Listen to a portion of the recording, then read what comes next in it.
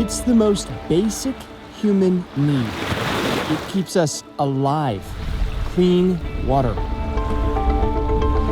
But now, the story of an American paradise where the water became poison. This should not be in the water. At the hands of the U.S. military. Our house smelled like a gas station. In the half hour ahead, hear from people who worry they'll now be sick for life. I started having skin issues. Their demands, their outrage. It's just an abject failure in leadership. And their fight for justice, even if it means taking on the U.S. Navy for what the Navy admits it let happen. This is a Scripps News special report, Poison in Paradise. Reporting from Hawaii, James Packard. Here on the north shore of Oahu Island, Hawaii looks the way many of us imagine it, the postcard backdrop of a dream vacation. But the story we're here to tell is less dream and more nightmare. The story of a community poisoned by the water in their taps, crying out for help and worried they'll be left behind. Their voices left echoing in the folds of these dramatic cliffs or drowned out by the sound of waves crashing against white sand. You know, the things that keep Hawaii magical in our distant minds and avoid the harsh reality of what happened here. Hawaii. For most of us, far from home and far from mind. A place we go to escape. A place we tend to romanticize when we leave.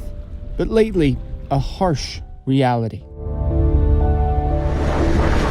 As many mainland Americans start to let the crisis fade to the background, there are 1.4 million people who live here. 1.4 million who are sadly used to this, to crises being forgotten. And the rest of us fly away.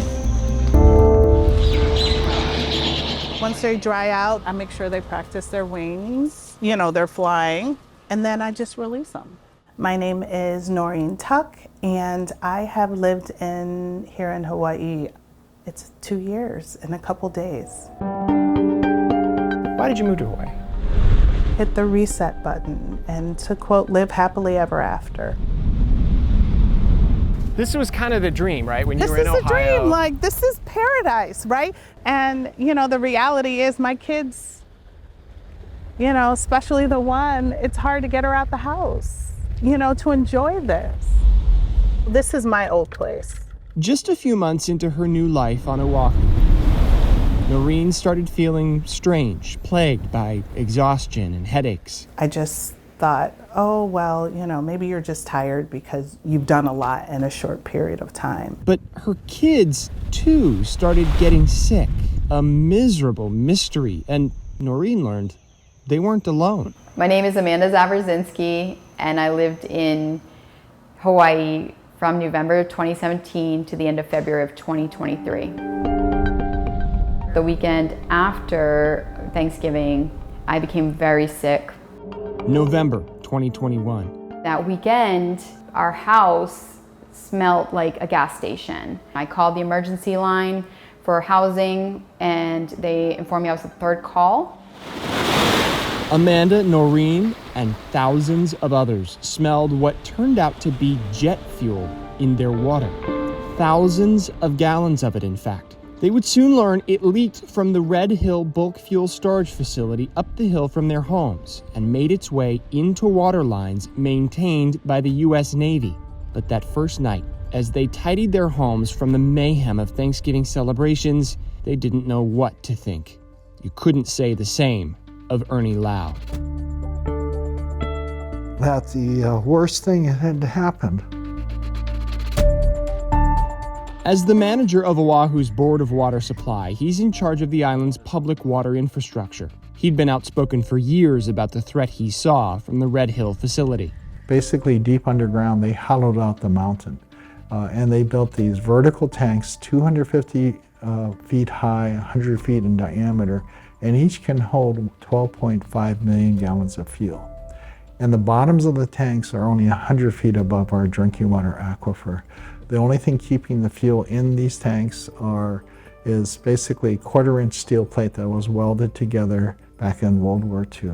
The Red Hill Bulk Fuel Storage Facility was intended as a strategic fuel stockpile.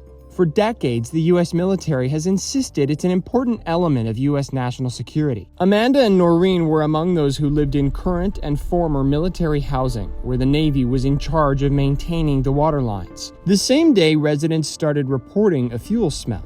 The Navy closed a shaft, allowing water from the area of the fuel storage into the wider water supply.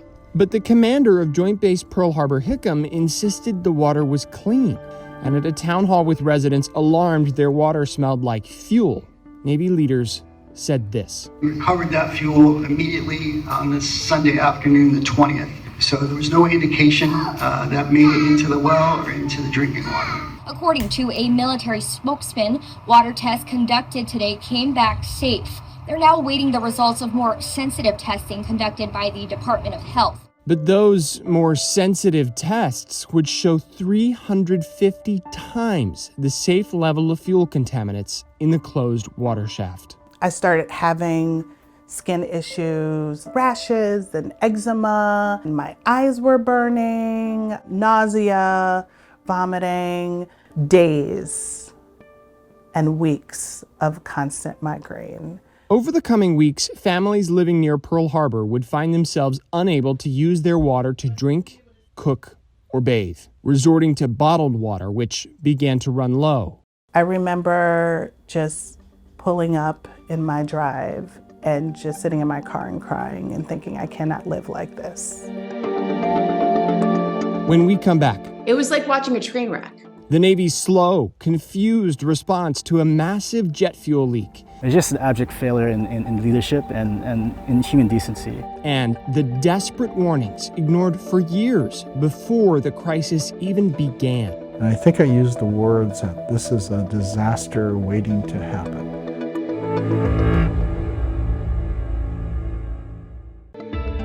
You're watching a Scripps News special report, Poison in Paradise. Here again, James Packard in Hawaii. In March of 2022, Secretary of Defense Lloyd Austin said something remarkable, something that contradicted months of ardent fighting from within his own ranks to defend the Red Hill Fuel Storage Facility. Those massive fuel tanks that leaked into public water supply in 2021, exposing thousands of Hawaiians, would empty. The Red Hill Fuel Storage Facility would close.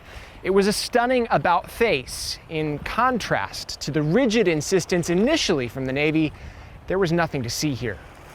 So that leak was isolated. In the initial days after the Red Hill fuel spill, Navy leaders tried to reassure the public. They said there was no evidence of fuel in the water lines, even as residents smelled fuel in their homes. They were statements that would come to haunt Navy leadership, but reports from internal investigations show what was happening behind the scenes was all the more confusing. It was like watching a train wreck. My name's Christina Baer, and I'm the founder of a law firm called Just Well, and I represent 3,000 people who were poisoned by the United States at Red Hill in Hawaii. It wasn't the leak that was so troubling. It was everything that happened after that. The Navy was denying anything was seriously wrong, even internally. The Navy's own investigation of what happened, now public, recounts a sloppy, confused initial response to the spill, with uncertainty about what had actually spilled and who was in charge of the response. The Navy's report says some response coordinators were led to believe the spill was a water-fuel mixture, not mostly fuel, and that leaders repeatedly asserted no fuel was leaked into the surrounding environment. In an email to families living in military housing November 29th, 9 days after the leak, Captain Eric Spitzer, then the head of Joint Base Pearl Harbor-Hickam, said this: "At this point, there are no immediate indications that the water is not safe. My staff and I are drinking the water on base this morning." Our clients were saying the water is not safe, the water smells. And the Navy literally said, "Don't worry about it. It's safe." It was gaslighting at the highest levels. The Navy was relying on local results from water samples, but another lab was conducting more thorough analysis of the samples, which took longer. Those more thorough tests would show contamination of the water. Spitzer later posted a public apology. "We were wrong. I apologize with my whole heart that we trusted those initial tests. If there was one day I had a chance to do over, it would be that day," he said. When they did warn people, they only warned some neighborhoods, not everybody. The Navy never issued a statement to the people on the waterline to stop using the water that the Navy itself knew was contaminated. Turns out this wasn't the first problem at Red Hill. Ernie Lau had first learned about Red Hill in 2014 after another leak of 27,000 gallons of jet fuel. As time moved on, and the more we learned about the facility, it was actually became scarier, more concerning about the size of the facility, the nature, how it was constructed, how old it was. At a hearing in front of Hawaii's state legislature in 2014, Lau sat beside Navy leaders and urged lawmakers to mandate upgrades to the tanks. The groundwater resources in this area are basically irreplaceable. Once lost to massive contamination, you'll never be able to recover it. When asked what I thought about the facility, I think I used the words that this is a disaster waiting to happen. After that hearing, Navy leadership pledged to build more monitoring wells around Red Hill to ensure fuel wasn't getting into the environment. But since the 2021 leaks, investigators and regulators have conducted more thorough analysis of Red Hill's history. EPA documents show some tanks at Red Hill have leaked since they were filled in the 1940s. Over time, they estimate more than 2 million gallons of fuel are unaccounted for. The fuel that spilled from a retention line in November got there during an improperly conducted fuel transfer the previous May. The Navy's investigation found the Navy had removed oversight and, quote, "As a result, not a single uniformed military member participated in the planning, execution, or oversight of nearly 12 hours of fuel transfer."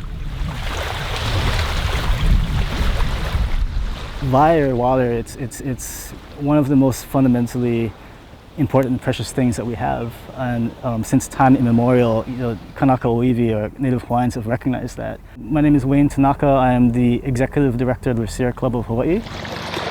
If you ask Wayne, making right by the victims of Red Hill is about a lot more than money and defueling. It really speaks to this pattern of systemic disregard of the very resources that we need to survive. Since Secretary of Defense Lloyd Austin announced Red Hill will close and defuel, concerns about Red Hill's immediate threat have waned, so long as the tanks aren't used again. But the longer-term threat to the environment is still alive and well. It's just an abject failure in leadership and in human decency. When Eric Spitzer retired as head of Joint Base Pearl Harbor Hickam in June 2022, he was awarded the Legion of Merit Medal, an honor given for outstanding service. The man who was commander of the U.S. Pacific Fleet at the time, a prominent position on Oahu, is now up for a promotion. He's the Biden administration's nominee for Indo-Pacific Command.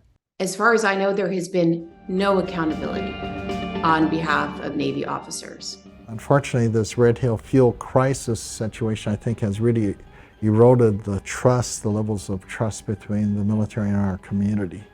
They are an important part of our economy, but they have had I would say, a poor track record in terms of environmental stewardship and responsibility.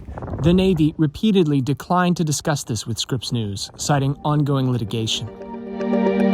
I couldn't eat. I could barely swallow. It was horrendous. Next, the debilitating cost of the Red Hill spill. 67% of my clients are still experiencing symptoms today.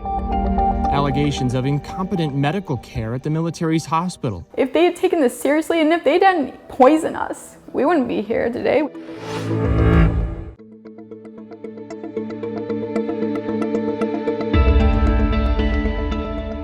It had been more than 2 weeks since the fuel spill that contaminated Navy water lines on Oahu.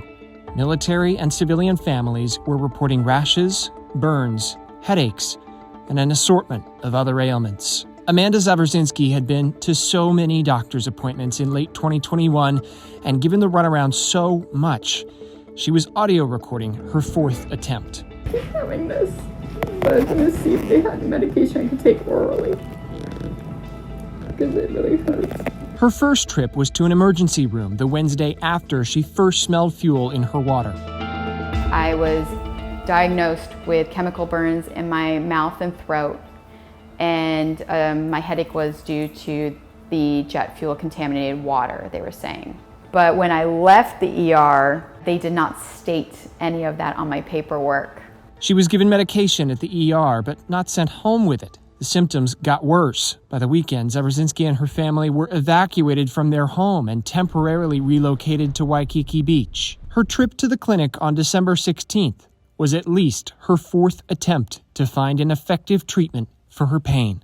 Was there anything else that you ate or drank that, besides the water, that you think may have led to some of the mouth symptoms? Like, do you remember eating anything super hot or? No. Like anything that you've been eating, like spicy foods that might aggravate it or anything like different?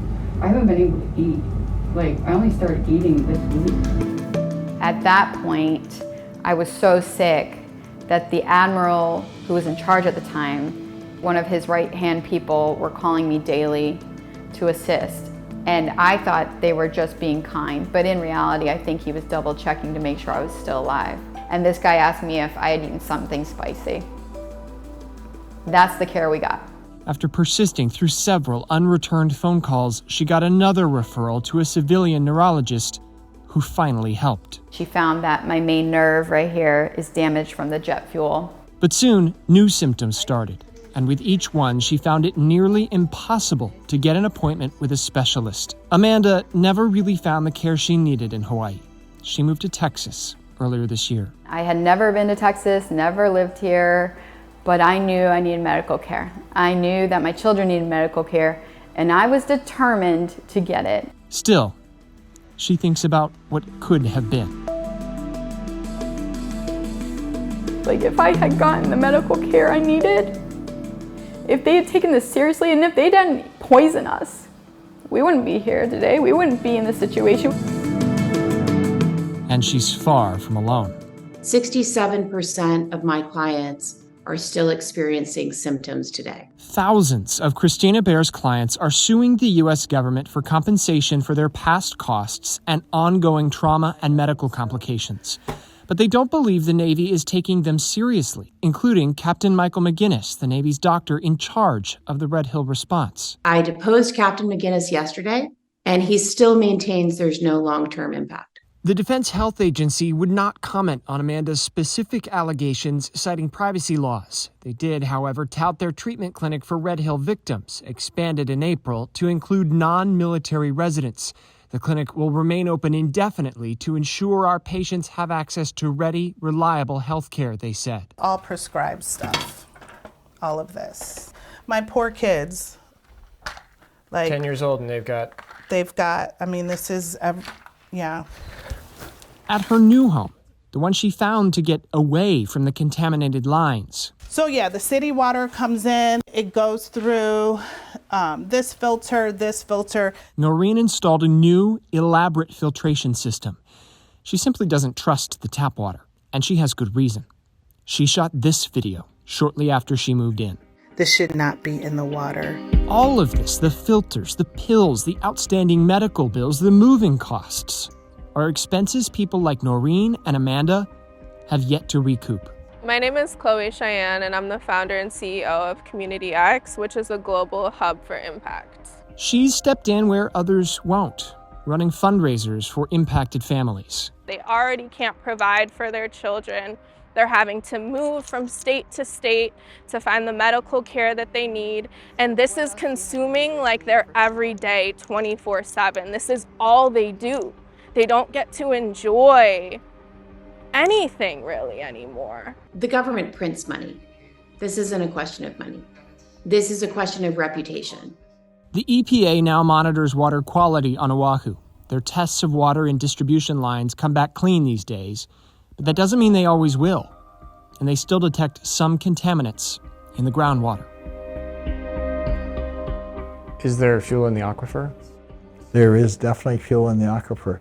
That was actually shown from Navy's monitor wells installed back in the early 2000s to the present.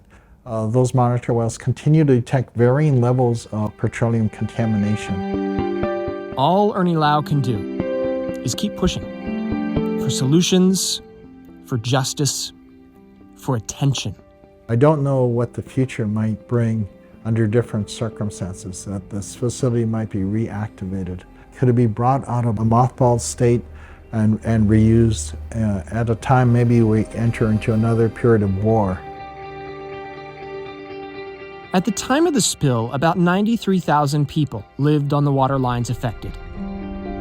Many of them are left to pick up the pieces, to find a way forward, to feel less alone on this island in the middle of the ocean, this paradise where the water became poison. If there's fuel in the aquifer, can that ever be cleaned up? I don't know. Do you think if you stay, that happily ever after you dreamed of might still be down the road?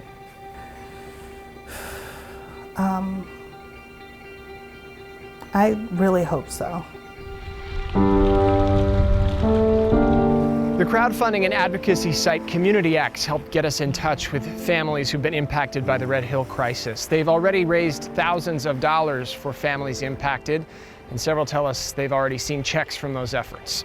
The Red Hill bulk fuel storage facility is set to begin being defueled mid-October.